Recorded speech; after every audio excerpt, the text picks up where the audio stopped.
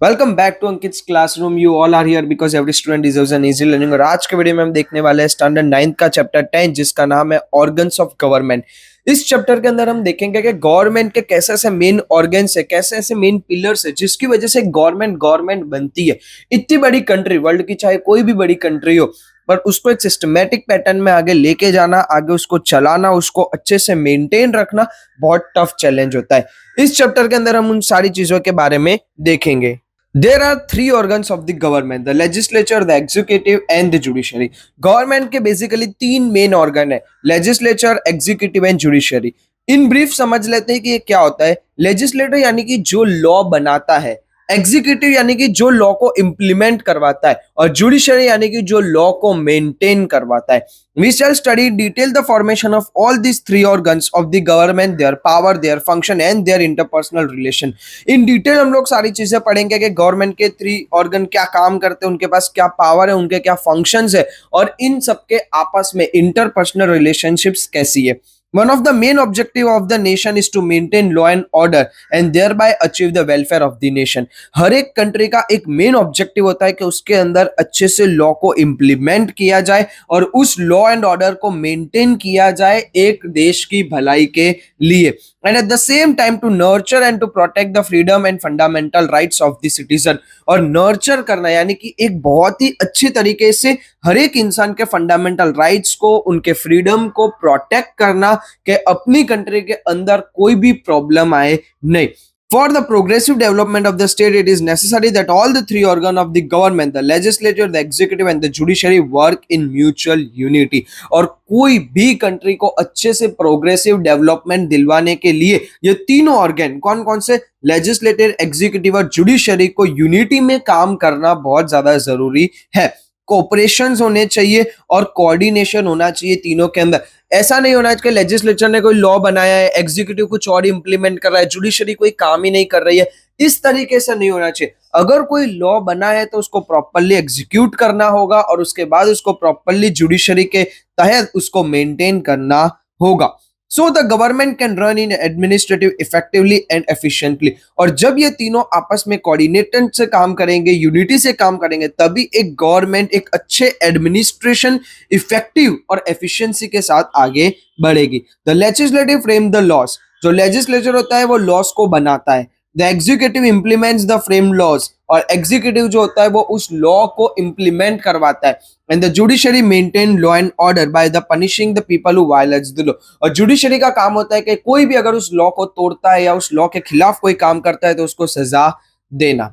The legislative as per the constitution of India consist of a parliament at the centre and legislative assemblies at the state level.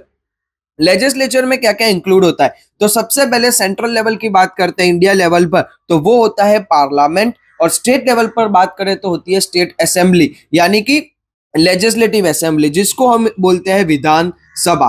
यानी कि हमारे India central level पर होता है संसद यानी parliament, और स्टेट लेवल पर होता है लेजिस्लेटिव असेंबली यानी कि Vidhan Sabha. The executive as per the constitution of India consist of the president, the prime minister and cabinet minister and their administrative system at the central, and the governor, the chief minister and his cabinet and administrative at the state level. अब executive में कौन आता है? Legislative में तो चलो law बनता है, ठीक है, कि जो संसद में बैठे हैं, विधानसभा में बैठे हैं, वो लॉ बनाते हैं। बट एग्जीक्यूटिव लॉ इंप्लीमेंट करवाने पे कौन आता है? तो वो होता है द प्रेसिडेंट यानी कि इंडिया का राष्ट्रपति, प्रेसिडेंट।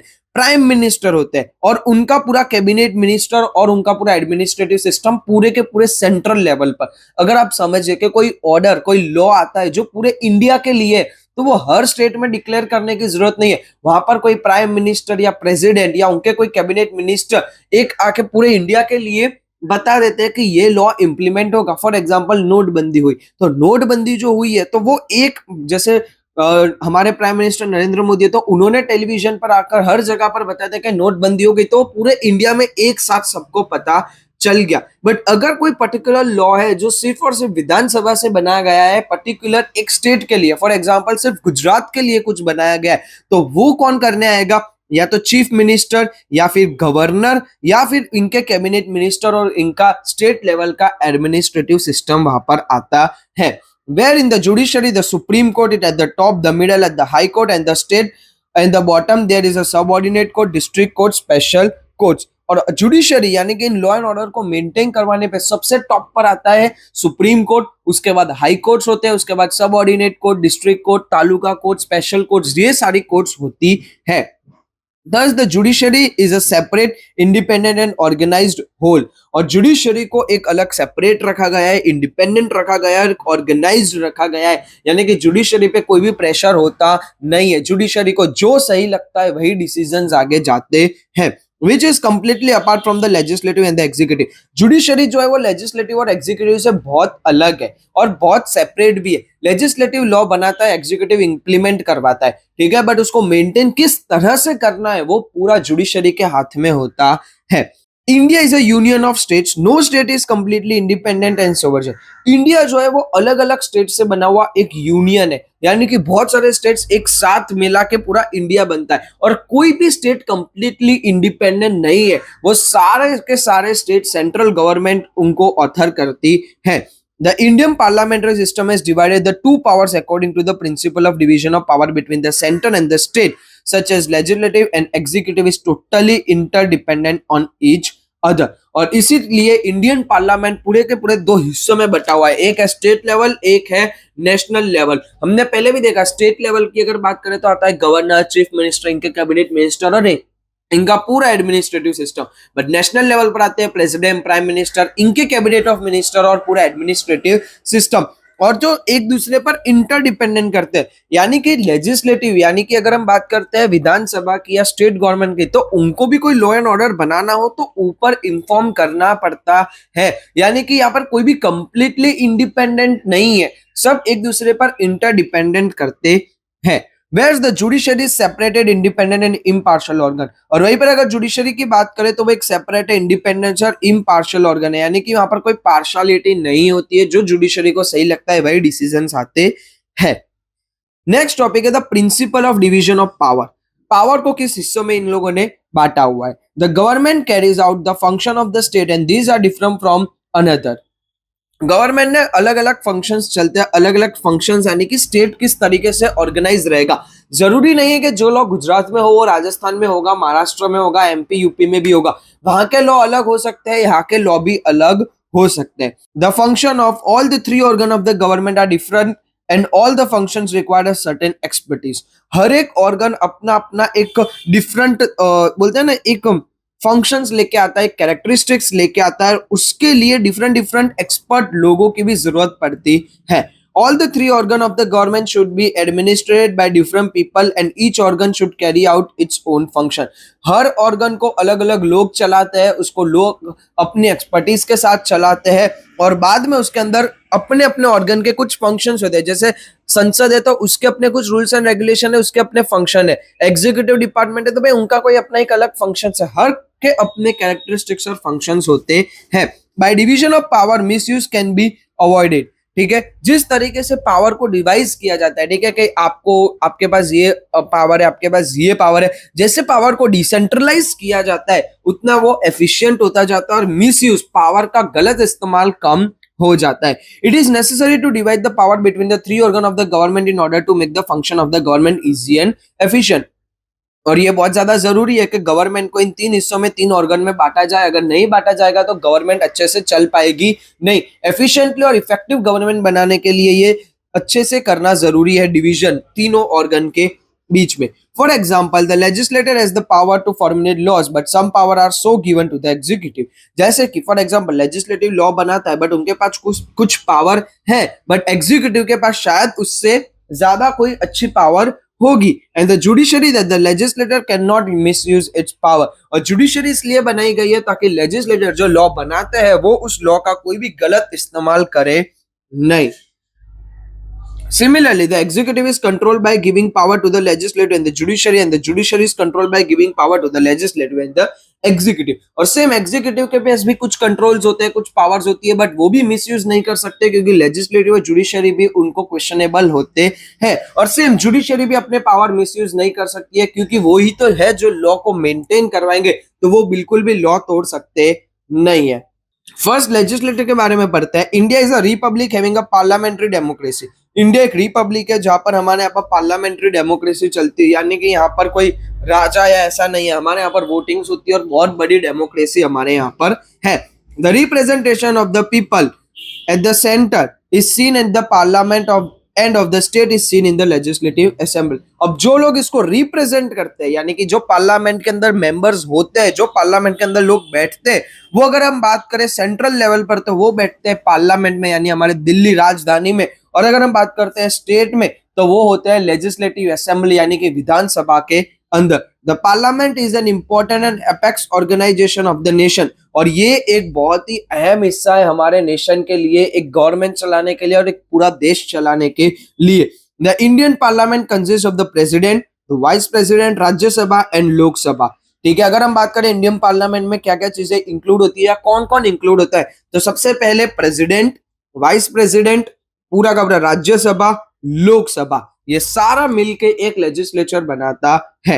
लेजिस्लेचर बेसिकली दो हिस्सों में बटा हुआ है। पहला देखते हैं क्या है, पहला unicameral legislature. When the legislature is consisting of one house it is called unicameral legislature. जब एक ही हाउस का लेजिस्लेटर होता है, यानी कंसिस्ट होता है, जैसे कि हमारे यहाँ पर दो हाउस है, एक है राज्यसभा जिसको हम बोलते हैं अपर हाउस, एक है लोकसभा जिसको हम बोलते हैं लोअर हाउस। सपोज के भाई एक ही संसद बैठ रही है सिर्फ लोकसभा की, तो वो हुआ यूनिकैमरल। बाइकैमरल क्या होता है, जब दोनों हाउस की संसद बैठते हैं, यानी कि राज्यसभा भी बैठा है लोकसभा भी बैठा है, तो उसको बोला जाता है यूनिकैमरल। फॉर एग्जांपल मीटिंग हो रही है सिर्फ लोकसभा के मेंबर के साथ, तो वो हुआ यूनिकैमरल। बट मीटिंग हो रही है राज्यसभा के लोग भी और लोकसभा के लोग भी, तो वो हुआ bicameral. Eight the central level the upper house of the legislator is called Rajya Sabha. अगर हम सेंट्रल लेवल पर बात करें तो अपर हाउस को बोलते हैं राज्यसभा, लोअर हाउस को बोलते हैं लोकसभा। अगर हम स्टेट लेवल पर बात करें तो legislative consists of the legislative assembly and the legislative council. Most of the states have legislative assembly. States like Bihar, UP and Maharashtra have legislative council too. हमारे इंडिया के अंदर बेसिकली स्टेट लेवल पर दो चीजें होती है, एक लेजिस्लेटिव असेंबली और एक लेजिस्लेटिव काउंसिल। पर इंडिया के मेजोरिटी ऑफ द स्टेट्स के अंदर सिर्फ एक ही चीज है, लेजिस्लेटिव असेंबली। सिर्फ कुछ ही स्टेट जैसे कि बिहार, यूपी और महाराष्ट्र, इनके पास लेजिस्लेटिव काउंसिल भी है। विधानसभा जो हर स्टेट के पास होती है और विधान परिषद जो इन्हीं तीन स्टेट के पास अवेलेबल है। अब देखते हैं legislative eight the central level, parliament, Lok Sabha. अगर हम देखते हैं सेंट्रल लेवल पर लेजिस्लेटिव बारे में, जिसके अंदर पार्लियामेंट, उसके अंदर हम सिर्फ लोकसभा के बारे में अभी देख रहे हैं। Lok Sabha is the lower house of the parliament. Lok Sabha को लोअर हाउस बोला जाता है पार्लियामेंट का। The member of the Lok Sabha are the representative of the people who are elected through direct election. अब लोकसभा क्या होता है आप समझिए, हमारे यहाँ पर हर 5 साल में इलेक्शंस आते हैं, ठीक है। अब जो इलेक्शन के मेंबर हम सिलेक्ट करते हैं, यानी कि हम जो आप बोलते हैं ना हम वोट करते हैं, तो हम हमेशा वोट करते हैं लोकसभा के लिए, यानी कि जो भी इंसान वोटिंग कर रहा है उससे डायरेक्ट लोकसभा के मेंबर्स इलेक्ट होते हैं। There are in all 545 member of the Lok Sabha. Total हमारे लोकसभा के अंदर 545 मेंबर्स होते हैं। Out of the 545 member, 2 member are selected by the president from the Anglo Indian community. ठीक है, 545 मेंबर में से 2 ऐसे मेंबर होते हैं जिसको डायरेक्ट प्रेसिडेंट सिलेक्ट करता है एंग्लो इंडियन कम्युनिटी के अंदर से। President is a part of the parliament, Lok Sabha and Rajya Sabha. President जो होता है वो दोनों हाउस का पार्ट होता है, राज्यसभा का भी और लोकसभा का भी। The president address the first meeting of the parliament and the joint session of the parliament. जब प्रेसिडेंट होता है तो वो पार्लियामेंट की फर्स्ट मीटिंग को अटेंड करता है और ज्वाइंट सेशंस को भी अटेंड करते हैं। Beside this 2 occasions the president never attends the parliament. In 2 occasion के अलावा कभी भी प्रेसिडेंट पार्लियामेंट को अटेंड करते नहीं है। The president can summon both the houses of the parliament, can withhold the proceedings of both the house of the parliament and even dissolve the parliament. President के पास ये पूरा राइट होता है कि वो जब चाहे तब दोनों हाउस की मीटिंग बुला सकते हैं, पार्लियामेंट की मीटिंग बुला सकते हैं, जब चाहे तब विथहोल्ड कर सकते हैं, यानी कि उस मीटिंग्स को रोक सकते हैं, और वो चाहे तो पूरे के पूरे पार्लियामेंट को डिसॉल्व कर सकते हैं। डिसॉल्व यानी कि ये सारे मेंबर को हटा के नए मेंबर को इलेक्ट किया जाए। ये सारी पावर किसके पास होती है? प्रेसिडेंट के पास होती है। A bill which has passed through this reading in both the houses of the parliament can become an act only after the president sign it. अब बिल क्या होता है? यहाँ पर कोई बिल ऐसे नहीं होता है कि ये कोई सामान लिया और उसका बिल। बिल यानी लॉ। कि आज हमें इंडिया के अंदर ये लॉ बनाना है, तो पहले वो लोकसभा में जाता है। लोकसभा में पूरा वो बिल प्रोसेस होता है, लोग उसके बारे में इलेक्शंस होते हैं कि लोकसभा में कितने लोग इस बिल के फेवर में, अगर मेजोरिटी ऑफ द लोग बोलते हैं कि हाँ ये लॉ आना चाहिए, तो उसके बाद वो बिल जाता है राज्यसभा के अंदर। राज्यसभा के अंदर भी सारी चर्चा होती है, उसके बारे में कौन से प्रॉन्स देखे जाते हैं, एडवांटेज डिसएडवांटेज देखे जाते हैं, और सारे लॉ को डिस्कस किया जाता है। और उसके बाद वहां पर भी वोटिंग होती है कि राज्यसभा में कितने लोग हैं जो चाहते हैं कि ये पर्टिकुलर लॉ आए। तो वहां पर राज्यसभा के मेंबर्स क्या करते हैं, इलेक्शन करते हैं, और जितने मेजोरिटी होती है कि हाँ ये लॉ आना चाहिए, उसके बाद वो बिल जाता है प्रेसिडेंट के पास, और प्रेसिडेंट अगर उनके ऊपर साइन करते हैं, उसी के बाद वो पर्टिकुलर बिल हमारे यहाँ पर लॉ बनता है। Lok Sabha is not a permanent house, it's term is 5 years। Lok Sabha कभी भी परमानेंट हाउस नहीं होता है, वो हर 5 साल में चेंज होता है, क्योंकि 5 साल में इलेक्शन आते हैं। इलेक्शन में कौन कितना जीतेगा, कौन से पार्टी को कितनी सीट्स मिलेगी, वो सारी चीजें प्रिडिक्ट नहीं की जा सकती है। उसमें क्या होता है कि जो वोट होंगे उसके ऊपर से पूरा लोकसभा बनता है। If it is not dissolve before the completion of the term, it is not dissolve before the completion of the term. और ये 5 साल से पहले लोकसभा को कोई भी डिसॉल्व नहीं कर सकता है सिवाय प्रेसिडेंट के। Constitution of India is supreme and not the parliament.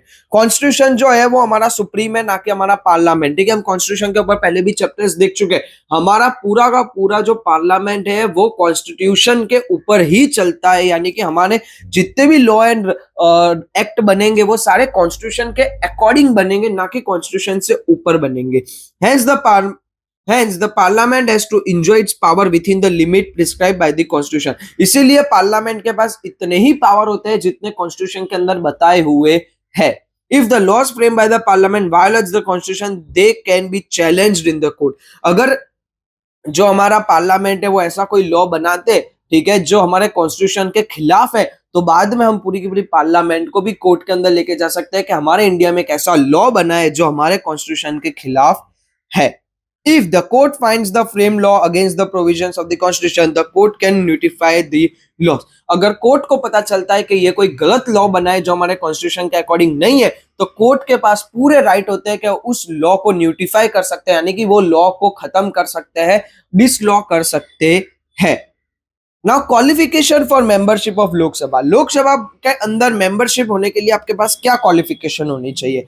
To be qualified as the candidate and to be elected as a member of Lok Sabha, he she must be a citizen of India। सबसे पहले कि अगर candidate बनना है, चाहे लड़का हो या लड़की हो, ठीक है, सबसे पहला प्रथम चीज होनी चाहिए कि वो इंडिया के सिटीजन होने चाहिए। Should be 25 years of age or more। 25 साल उनकी उम्र होनी चाहिए या उससे ज्यादा होनी चाहिए। He she should not be having a unsound mind or insolvent। चाहे वो लड़का हो या लड़की हो, पर उनके दिमागी पावर सही होने चाहिए, मतलब ऐसे मानसिक कोई भी रोग होना चाहिए नहीं। He she should not be an employ of the central और the state government. State level पे और सेंट्रल लेवल पर कहीं भी वो सरकारी कर्मचारी नहीं होने चाहिए, गवर्नमेंट एम्प्लॉय होने चाहिए नहीं। He must not be proven criminal. उनके ऊपर कोई भी क्रिमिनल रिकॉर्ड नहीं होना चाहिए, कोई भी ऐसे केस वगैरह चलते होने चाहिए नहीं। There should be a period of 6 months between two sitting of the parliament। The president can dissolve the Lok Sabha on the council of the prime minister। 6 महीने का टाइम होता है दोनों पार्लियामेंट के अंदर बैठने के लिए, और प्रेसिडेंट जो है वो लोकसभा को कभी भी डिसॉल्व कर सकते हैं प्राइम मिनिस्टर के साथ बात करने के बाद। A member of any house of the parliament can attend the proceeding of that house and can vote in the same house, but the member of the cabinet ministry can attend the proceeding of both the house and the parliament even if he is not the member of the Lok Sabha, but if he she is the member of the upper house then he she can vote in the house only। अब आप यहां पर ध्यान से समझिए कि जो इंसान लोकसभा का मेंबर होता है वो लोकसभा में ही वोटिंग कर सकता है, बट जो इंसान कैबिनेट असेंबली के अंदर होते हैं, ठीक है, यानी कि जो मिनिस्टर्स कैबिनेट असेंबली के अंदर होते हैं, यानी कि जो राज्यसभा के अंदर भी होते हैं, वो लोकसभा में आने के बाद भी वोटिंग कर सकते हैं। बट कुछ जो जैसे कैबिनेट एक असेंबली है, उसके जो मेंबर्स होते हैं वो दोनों हाउस में वोट कर सकते हैं, बट बाकी सारे जो कैबिनेट मिनिस्टर्स होते हैं या बाकी सारे जो मेंबर्स होते हैं लोकसभा के, वो पर्टिकुलर हाउस में ही वोट कर सकते हैं। State of Gujarat has the representation of 26 member in the Lok Sabha. Gujarat की बात करें तो लोकसभा के अंदर उनकी 26 मेंबर यानी कि 26 सीट्स हमारे गुजरात की होती है।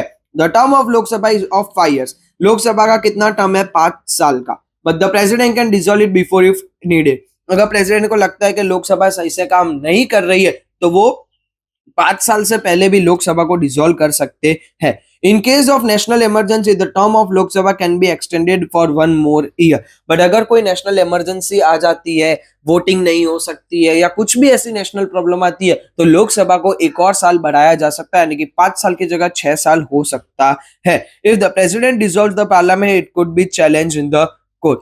अगर प्रेसिडेंट पार्लियामेंट को डिसॉल्व करते हैं तो उसको कोई भी कोर्ट में नहीं लेके जा सकता है कि ये प्रेसिडेंट ने पार्लियामेंट को कैसे डिसॉल्व कर दिया, इसको कोई भी सामने अपोज कर सकता नहीं है। Quorum, what is quorum?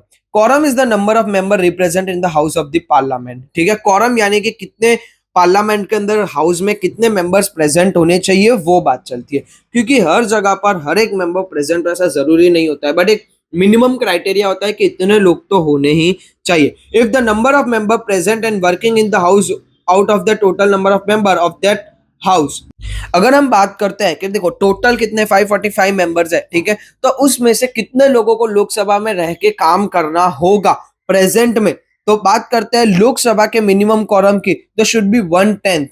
ठीक है, यानी कि मिनिमम कोरम की अगर बात करें लोकसभा के अंदर तो वो 1/10 होना चाहिए, यानी out of 545 member 55 should be present similarly. ठीक है, यानी कि 545 में से 55 लोग तो वहां पर प्रेजेंट होने ही चाहिए। अगर हम मिनिमम कोरम की बात करते हैं राज्यसभा की तो वहां पर है 1/10, यानी out of 250 member 25 should be present, यानी राज्यसभा के होते हैं 250 मेंबर, उसमें से 25 प्रेजेंट होने चाहिए। अब हम बात करते हैं राज्यसभा के बारे में। Rajya Sabha is the upper house of the parliament, यानी कि पार्लियामेंट का अपर हाउस बोला जाता है राज्यसभा को। It is a representative house of all the states and union territory of India. ये होता है एक रिप्रेजेंटेटिव हाउस जो पूरे स्टेट्स और यूनियन टेरिटरी को भी इंक्लूड करता है। There are in all 250 members in the Rajya Sabha. Rajya Sabha के अंदर बेसिकली 250 मेंबर होते हैं, 250 होते हैं। The member of the Rajya Sabha are indirectly elected by the member of legislative assemblies of the state and the union territory through the method of equivalent representation। अब राज्यसभा के लिए कौन वोट करता है, यानी कि हर एक स्टेट की जो विधानसभा वाले लोग होते हैं, यानी हमारे जो कैबिनेट मिनिस्टर्स होते हैं या लोकसभा के जो मेंबर होते हैं, वो सारे मिलकर राज्यसभा के मेंबर्स को इलेक्ट करते हैं, जिसको बोला जाता है method of equivalent representation. In all 238 member of the Rajya Sabha are elected, और राज्यसभा में 250 में से 238 मेंबर्स को इलेक्ट किया जाता है वोटिंग के जरिए। Rest 12 members are nominated by the president of India, but 238 के अलावा जो बचे 12 लोग उनको डायरेक्ट प्रेसिडेंट नॉमिनेट करते हैं। These nominated members should be having special knowledge or practical experience with respect to literature, science, arts, culture, sports and social service। अब ये 12 लोग एक्सपर्ट होते हैं जिनको प्रेसिडेंट नॉमिनेट करते हैं, वो बहुत ही स्पेशल नॉलेज वाले होते हैं, जिनके पास बहुत अनुभव होता है, एक्सपीरियंस होता है, फिर चाहे वो लिटरेचर में हो, science, arts, sports, social service, हर एक तरीके से अलग अलग फील्ड के ऐसे 12 मेंबर्स को लाया जाता है। No person can be member और बोथ द हाउसेस साइमल्टेनियसली। ठीक है, कोई भी ऐसा इंसान नहीं होता है जो दोनों हाउस का मेंबर एक साथ बनता हो। कोई पहले या तो लोकसभा में हो सकता है या राज्यसभा में हो सकता है। Qualification for membership of Rajya Sabha. Rajya Sabha के अंदर क्वालिफिकेशन क्या होनी चाहिए मेंबर बनने के लिए? To be qualified as the candidate and to be elected as the member of Rajya Sabha he she must be citizen of India. पहली बात तो वही है कि चाहे वो लड़का हो या लड़की हो, बट वो इंडिया के सिटीजन होने चाहिए। उनकी उम्र 30 इयर्स और उससे ज्यादा होनी चाहिए। He she must not be unsound mind, insolvent और criminal। दिमागी पावर सही होनी चाहिए, मानसिक संतुलन सही होना चाहिए, क्रिमिनल होने चाहिए नहीं। और he she should not be the government employee taking salary or holding any office or profit। कोई भी गवर्नमेंट एम्प्लॉय नहीं होने चाहिए जो कोई भी सरकार से सैलरी लेते हो। State of Gujarat has the representation of 11 seat in the Rajya Sabha. Rajya Sabha के अंदर हमारी टोटल 11 सीट्स देखने को मिलती है, यानी कि गुजरात स्टेट की 11 देखने को मिलती है। Rajya Sabha is the permanent house, it can not be dissolve. ठीक है, राज्यसभा परमानेंट हाउस होता है, इसको डिसॉल्व किया जा सकता नहीं है, but 1/3 of its member retire every 2 years। But Rajya Sabha के 1/3 यानी कि राज्यसभा को 3 हिस्सों में बांट दो, ग्रुप ए, ग्रुप बी और ग्रुप सी। फॉर एग्जाम्पल कि हमने राज्यसभा को 3 ग्रुप में बांट दिया, ग्रुप ए, ग्रुप बी और ग्रुप सी। हर 2 साल के अंदर एक ग्रुप रिटायर हो जाता है, यानी कि ग्रुप ए रिटायर हुआ, उसकी जगह नए मेंबर्स आएंगे। फिर 2 साल के बाद ग्रुप बी रिटायर होगा, उसके बाद वहां पर नए मेंबर आएंगे। फिर होगा ग्रुप सी रिटायर होगा, वहां पर 2 साल के बाद और नए मेंबर आएंगे। तो इस तरीके से अगर हम देखने जाए तो हर एक मेंबर को 6 साल का टाइम मिलता है। Thus, the tenure of the member of the Rajya Sabha is of 6 year। और इसी को मेथड से अगर हम देखें कि एक एक ग्रुप, एक एक 1/3 लोग उसमें रिटायर होते जाते हैं, तो हर एक इंसान को 6 साल का टाइम मिलता है। However, the member are eligible for re-election and re-nomination। But एक बार रिटायर होने के बाद वो वापस री-इलेक्शन के लिए भी एलिजिबल होते हैं और री-नॉमिनेशन भी होता है, यानी कि ये पर्सन बहुत अच्छा, इसको और भी सभा में, संसद में रहना चाहिए, तो उसको री-नॉमिनेट किया जाता है। Generally both the houses of the parliament meets for 3 times a year. Generally दोनों हाउस जो है, लोकसभा और राज्यसभा, वो 3 टाइम मिलते हैं पूरे साल के अंदर। This meetings are called sessions, और इन मीटिंग्स को सेशन बोला जाता है। This is a budget session, ठीक है, एक होता है बजट सेशन, एक होता है मॉनसून सेशन और एक होता है winter session. The vice president of India by virtue of और हिज ऑफिस हेल्ड्स द ऑफिस और chairman of Rajya Sabha. Vice president जो होते हैं वो इस राज्यसभा के चेयरमैन होते हैं। Where the vice chairman of the Rajya Sabha is elected by the members of the Rajya Sabha from among themselves only। और ये वाइस चेयरमैन कौन होता है? जो वाइस प्रेसिडेंट होता है वो। बट वाइस चेयरमैन कौन होता है? तो वही के राज्यसभा के लोग ही मिलकर वाइस चेयरमैन को इलेक्ट करते हैं। The first chairman of the Rajya Sabha was doctor Sarvepalli Radhakrishnan, और हमारे पहले राज्यसभा के पहले जो चेयरमैन थे वो थे डॉक्टर सर्वपल्ली राधाकृष्णन।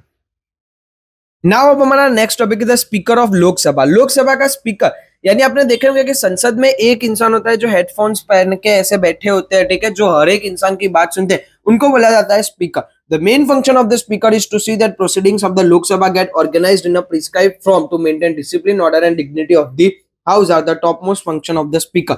स्पीकर का मेन काम होता है कि पूरी जो प्रोसीडिंग्स है वो अच्छे से चल रही है। लोकसभा का एक अपना दायरा होता है, डिसिप्लिन होता है, ऑर्डर होती है, डिग्निटी होती है, वो सारी चीजें मेंटेन रहे।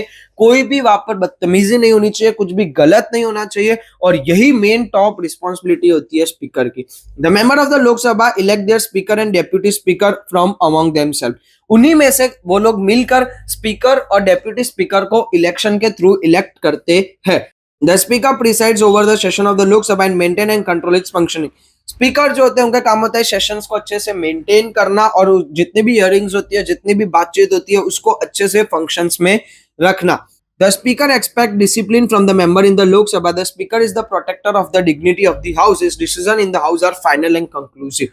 Speaker जो होते हैं वही रिस्पॉन्सिबल होते हैं कि लोकसभा के अंदर डिसिप्लिन मेंटेन होना चाहिए, उसकी एक डिग्निटी होती है, जो हमारा संसद होती है उसकी एक मान सम्मान होता है, वो मेंटेन रहना चाहिए, और जो डिसीजन स्पीकर देते हैं और जो कंक्लूजन स्पीकर देते हैं उसी को फाइनल माना जाता है। Speaker can belong to any of the political party और can even have a support strong support of an political party. Speaker जो होता है वो कोई भी पॉलिटिकल पार्टी का हो सकता है, जरूरी नहीं है कि भाई वो न्यूट्रल ही हो। फॉर एग्जांपल भाजपा की ज्यादा सीट है तो स्पीकर भाजपा का भी हो सकता है, कांग्रेस का भी हो सकता है, आम आदमी पार्टी का भी हो सकता है। But after being appointed as a speaker of the Lok Sabha he it is expected that the speaker carries out the proceeding of the parliament in a firm and impartial manner. But एक बार अगर कोई speaker बनता है तो उससे ये expect किया जाता है, और ये उसकी रिस्पॉन्सिबिलिटी होती है कि वो इम्पार्शियल रहे। यानी जरूरी नहीं है कि स्पीकर भाजपा का है तो वो सारी चीजें भाजपा को सही बताएगा, सब जरूरी नहीं है कि स्पीकर सिर्फ कांग्रेस का है तो सारी सच बात कांग्रेस की मानेगा। स्पीकर शुड बी इम्पार्शियल, जो हर एक इंसान के अच्छे से बात